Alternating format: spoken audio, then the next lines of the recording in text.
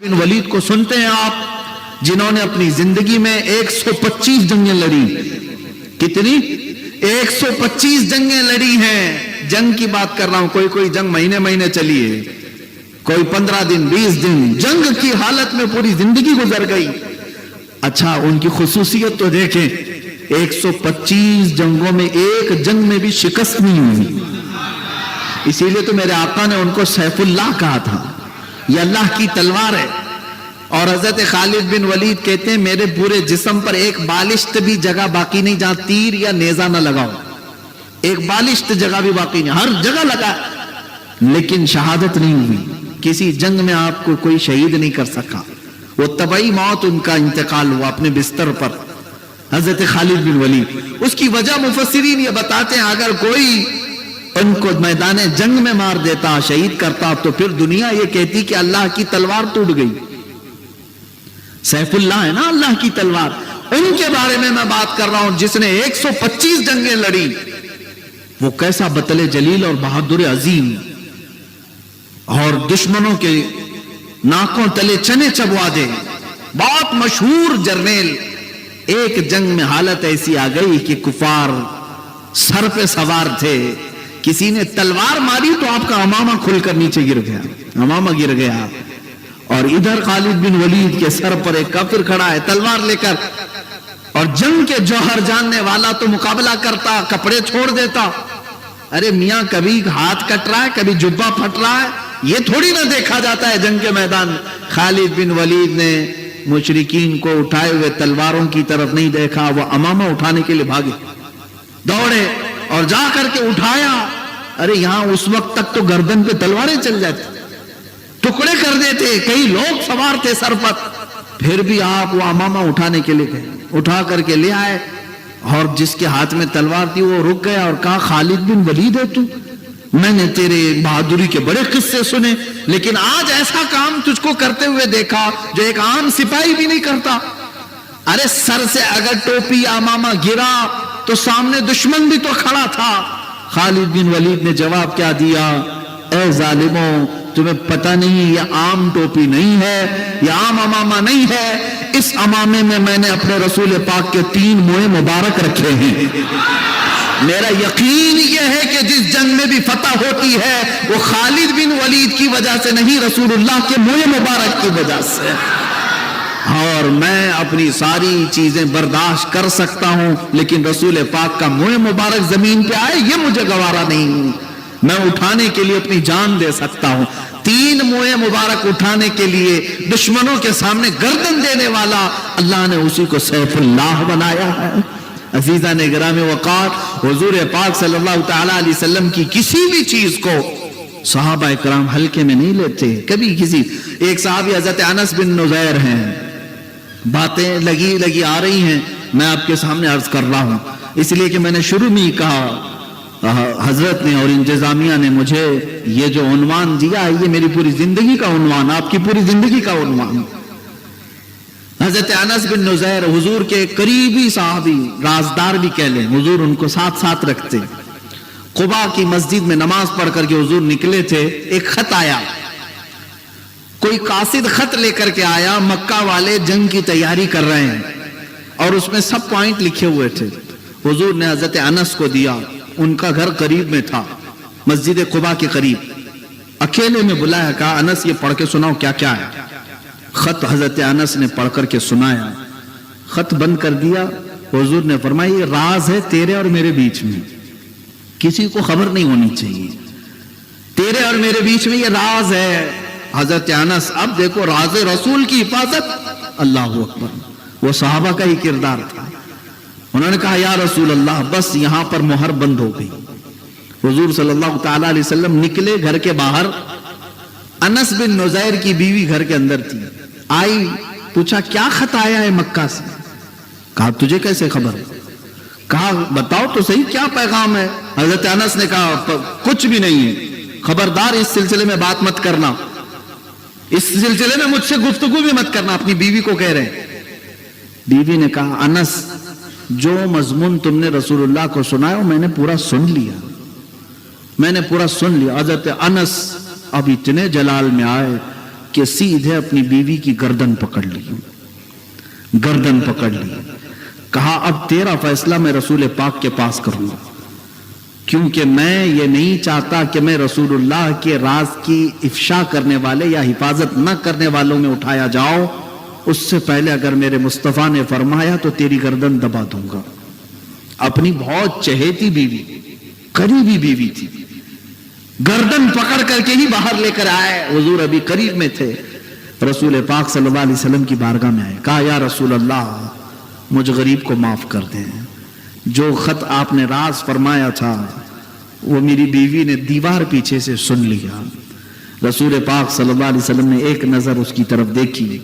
حضرت انس اس کی گردن چھوڑنے کو تیار نہیں، کسی حالت میں گردن چھوڑنے کو تیار نہیں. بیوی ہو تو ہو، لیکن میرے نزدیک رسول اللہ کا راز اہم ہے. حضور پاک صلی اللہ علیہ وسلم نے فرمایا اس خاتون کو دیکھ کر کے، کہا کہ انس اس کی گردن چھوڑ دو، جس طرح تم میرے صحابی ہو وہ بھی میری صحابیہ ہے. حضرت انس بن نزیر کو جب حضور نے فرمایا تب آپ نے گردن چھوڑ دی. میرے عزیزوں وہ عام عورت نہیں تھی، وہ بھی رسول اللہ کی عزت پر اپنی پوری زندگی نچھاور کرنے والی وہ صحابیہ تھی کہ جانتے ہیں اپنے عزیز از جان شوہر حضرت انس کو انہوں نے ہی امامہ پہنا کر ساری چیزیں پہنا کر کے جنگ میں بھیجا.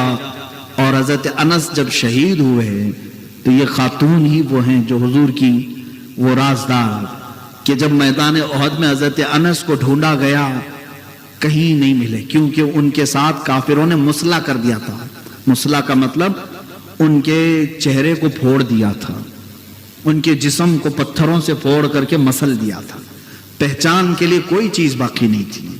یہاں تک کہ ان کی خاتون اور ان کی بہن آئی، حضرت انس کی صرف انگلی دیکھ کر کے پہچانا، ایک انگلی باقی تھی. انگلی کے پور دیکھ کر کے کہا کہ یہ میرے سرتاج، یہ میرے شوہر نامدار. اور ان کی بہن نے کہا یہ میرا بھائی ہے. اس بات پر حضرت انس کو پہچانا گیا. میرے عزیزوں اب مجھے بتاؤ جن کے چہرے پھوڑ دیے گئے، جن کی جسموں کو تار تار کر دیا گیا، پھر بھی وہ کیا کہتے تھے. ایک اور صحابی کی بات عرض کروں، حضرت سعد ابن ربی رضی اللہ تعالیٰ عنہ. حضور ان سے بھی بڑی محبت کرتے. میدان جنگ میں شام کا وقت حضور نے پوچھا صحابہ سے دیکھو سعد کہاں ہیں، زندہ ہیں یا انتقال کر گئے. صحابہ ڈھونڈتے ڈھونڈتے ہوئے آئے، سعد سعد پکارا. ان کی ہلکی ہلکی آوازیں آ رہی تھی. جس طرف آواز آئی صحابہ آئے تو دیکھا ان کے جسم پر 12 نیزے لگے ہوئے تھے. پیٹ پھٹ گیا تھا، آنتیں باہر آئی تھی، لیکن روح ابھی باقی تھی، زبان ابھی چل رہی تھی. صحابہ آئے، کہا سعد رسول اللہ نے بھیجا ہے. وہ وہیں پر کہنے لگے اے میرے دوستو اللہ کے نبی کو میرا سلام کہہ دو. میں حضور تک پہنچ نہیں پاؤں گا، چل کر آ نہیں سکتا. زخم ہے، نیزے ایسے چبھے ہوئے ہیں کہ نکالنے والا بھی کوئی نہیں، پیٹ پھٹا ہوا ہے. لیکن جانتے ہو جو جملہ انہوں نے کہا سعد ابن ربی، تحفظ ناموس رسالت کا سب سے بڑا جملہ یہ سعد ابن ربی نے کہا ہے. میں اپنے جانب سے کہتا ہوں. وہ کہتے ہیں آنے والوں جاؤ رسول اللہ کی بارگاہ میں کہنا سعد کو معاف کر دیں یا رسول اللہ، سعد کو معاف کر دیں یا رسول اللہ، آپ کی حفاظت کا حق ادا نہیں کر سکا. اے مسلمانوں بتاؤ، ہم گرم بستروں پر سو کر کے گرم روٹیاں کھا کر کے پھر بھی کہتے ہیں ہم محبت رسول ہے، ہمیں عشق رسالت ہے ہمارے پاس. جن کے پیٹ پھٹ گئے، نیزے ان کے اوپر چوبے ہوئے، تب بھی وہ کہتے ہیں کہ ہم حق ادا نہیں کر سکے، حق ادا نہیں کر سکتے. اور اس کے بعد جو دوسرا جملہ انہوں نے کہا تھا، کہا اپنے دوستوں سے صحابہ سے جو ان کی خیریت پوچھنے آئے تھے، واپس جاؤ گے مدینے تو ہماری قوم سے یہ کہہ دینا سعد کا پیغام کہ اے لوگوں اگر تمہاری جوانی باقی رہی اور تمہاری زندگی میں اگر کوئی رسول پاک تک ہاتھ بھی بڑھا دیا تو حضرت سعد کہتے ہیں کہ خبردار قیامت کے دن پھر اس کا کوئی عذر قبول نہیں کیا جائے گا، کوئی عذر تمہارا قبول نہیں کیا جائے گا. تم یہ کہہ کر کے نہیں بچ سکو گے کہ میں لنگڑا تھا، میں لولا تھا، میں غریب تھا، میں مزدور تھا، میں گورنمنٹ ڈیوٹی والا تھا، میں کیا کر سکتا تھا. حضرت سعد نے کہا تمہارا کوئی عذر قبول نہیں ہوگا. अगर तुम्हारे जीते जी रसूल पाक की इज्जत तक कोई पहुंच गया। इसीलिए मेरे अजीजों, हम बार बार आपसे ये जो बातें करते हैं वो सिर्फ इसीलिए कि जगह जगह के थक चुके हैं तुम्हें ये हंगामे। मुसाफिरों, रविश कारवां बदल डालो, अब चलने का तरीका बदल डालो। आपने बहुत सारे नेताओं के पीछे जय विजय करते हुए जिंदगियां बिता दी और ये कहां ले जाकर के डालते हैं पता ही नहीं रहता। 5 साल में एक मर्तबा बरसाती मेंढकों की तरह बाहर आए और तुम्हारी ख्वाहिशात और जज्बात के साथ खेला और चले गए, गायब हो गए। इनसे कभी आपने सवाल किया कि हम आपको मनसबों तक पहुंचाते हैं, ओहदों तक पहुंचाते हैं, ए लीडरों, हमारी खाने पीने, राशन, घर, कपड़े लत्ते की बात मत करो, कम से कम जिस ओहदे पर तुम्हें अल्लाह ने बिठाया वहां जाकर मेरे मुस्तफा की इज्जत की तो बात करो। कोई कहने वाला तक नहीं है। ये आज हालात हमारे ऐसे हैं। इसीलिए मुझे वो बात याद आती है जो सैयद मियां मारा रवी रहमतुल्लाह तआला अलैह, हुजूर सैयदुल उलमा ने कहा था, मुसलमानों जाग जाओ, किसी की जय विजय क्यों पुकारे, क्या गरज हमको, हमें काफी है सैयद अपना नारा या रसूल अल्लाह। और अगर आज तुम्हारे दुख दर्द और तुम्हारे बेकसी का कोई सहारा बन सकता है तो सिर्फ और सिर्फ रसूलुल्लाह की जात है, मेरे आका सल्लल्लाहु तआला अलैहि वसल्लम की जात है। वही तुम्हारी कसम पुरसी के वक्त पहुंच सकते हैं, वही तुम्हारे दिलों के दरमानदार हैं, बाकी कोई नहीं। ये सब झूठे दावेदार हैं। सब लोग तुम्हें इसी तरह से हरे बाग दिखाते हैं और उसके बाद चल देते हैं। तुम्हारा कोई दुख और दर्द समझता है और मदद को पहुंचता है तो सिर्फ वो मोहम्मद रसूलुल्लाह की जात है। वो देखो फालिज हो गया, लकवा हो गया और बोसीरी, इमाम बोसीरी ने बिस्तर में पुकारा था, हुवल हबीबुल्लज़ी तुरजा शफाअतुहु लिकुल्लि हौलिन मिनल अहवाली मुक्तहिमी। तो वो मदीने से चलकर मेरे आका ख्वाब में तशरीफ लाए। फालिज की बीमारी वाले के लिए कोई हकीम जल्दी चलकर नहीं आता, वो रसूलुल्लाह की जात है। बोसीरी के ख्वाब में आए तो आए, अपने हाथों से जिस्म पर फेर करके शिफा भी दिया और उनके कसीदे पर इनाम में अपनी चादर भी अता किया। हमने तारीख में यह भी पढ़ा, जब इमाम अहमद बिन हंबल की तहबंद खुल रही थी और जल्लाद उनको कोड़े मार रहा था, उनके दोनों हाथ जंजीरों से बंधे थे, इमाम अहमद बिन हंबल रोने लग गए, मेरी तहबंद खुल रही है। जल्लाद ने देखा, अचानक गैब से 2 हाथ आए और उनकी तहबंद को मजबूती से बांध दिया। उसके बाद अहमद बिन हंबल हंसने लगे और जल्लाद से कहने लगे, अब मार तू कोड़े और मार और कोड़े मार। वो यानी हैरत में आकर के कोड़ा रख दिया और पूछा, ये क्या हुआ, तेरी लुंगी, तेरी तहबंद खुल रही थी, ये कौन आया जो तेरी तहबंद को संभाल लिया? इमाम अहमद बिन हंबल ने अपनी वारफ्तगी में कहा था, जिसके लिए कोड़े खा रहा था वो हाथ आ गए हैं। और यही तो मुसलमानों, हमारा अकीदा भी यही होना चाहिए कि मरो भी तो हुजूर के नाम पर, कि हम कब्र में जाते हैं तो भी हमारे बुजुर्गों ने हमें यह अकीदा दिया है, फरिश्ते अगर आते भी हैं तब भी हम ये कहते हैं, अब तो पाए नाज से ऐ फरिश्तों क्यों उठो, अब तो पाए नाज से ऐ फरिश्तों क्यों उठो, मर के पहुंचाऊं यहां इस दिलरुबा के वास्ते। या रसूल अल्लाह सल्लल्लाहु ताला अलैहि वसल्लम, हुजूर पाक सल्लल्लाहु ताला अलैहि वसल्लम के लिए ही इमाम अहले सुन्नत ने फरमाया, तुम आज ये समझ लो, आज ये समझ लो कि तुम्हारे दुख, तुम्हारे दर्द और तुम्हारे गम में कोई पुरसान हाल है तो मदीने का ताजदार है। उस रसूल पाक की जात को हमने पढ़ा है, हिरन अपने बच्चों की जुदाई पर रोए तो मेरे आका बेकरार हो जाएं, और उसकी जमानत के लिए हिरन के शिकारी को कहें कि इसे छोड़ दे, अपने बच्चों को दूध पिलाकर आएगी। ये वाकया भी आपने सुना होगा। हुजूर मिंबर पर खुतबा दे रहे थे, वो लकड़ी जिसको हुजूर पकड़ करके खुतबा देते थे उसे छोड़ दिया, लकड़ी ने रोना शुरू किया, हुजूर खुतबा छोड़ करके आ गए, उस लकड़ी को उठाया, सीने से लगाया।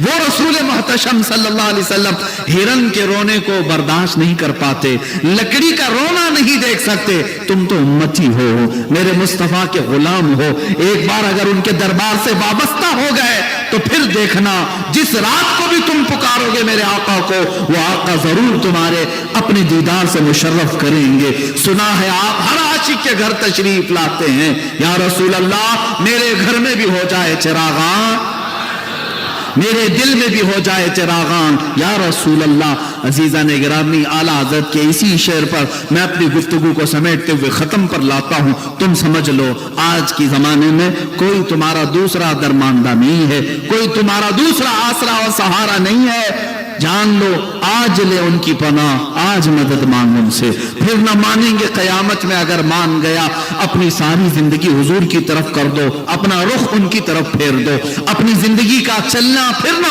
हुजूर की तरफ कर दो। इसी को नामूस रिसालत की हिफाजत कहते हैं। ये नहीं कि सिर्फ जुबान से तुम कहो हम हुजूर की इज्जत पर मरते, नहीं मेरे अजीजों, हुजूर की सुन्नतों के लिए अपनी सारी कुर्बानियां दे दो। अगर दुनिया तुम्हें ताना मारती है तो मारने दो, तुम्हारी दाढ़ियों को ये नोचती है तो नोचने दो। तुमने इनके लिए दाढ़ी नहीं रखी, मेरे मुस्तफा के लिए रखी है।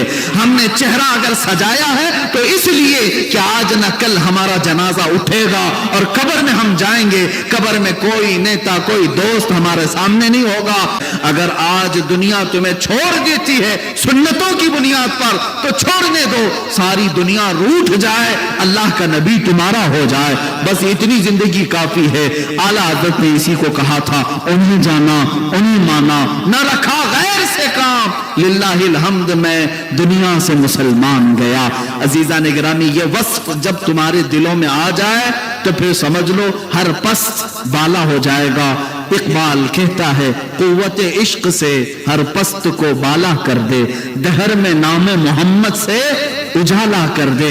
और तेरी तरक्की का एक राज है, तेरी कामयाबी का एक राज है, तेरे बुलंदी पर पहुंचने का एक राज है, तेरे इक्तिदार के वापस आने का एक राज है, तेरी सरबुलंदी का एक राज है, तेरी खोई हुई इज्जत के वापस आने का एक राज है। वो राज क्या है कि मोहम्मद से वफा तूने तो हम तेरे हैं। ये जहां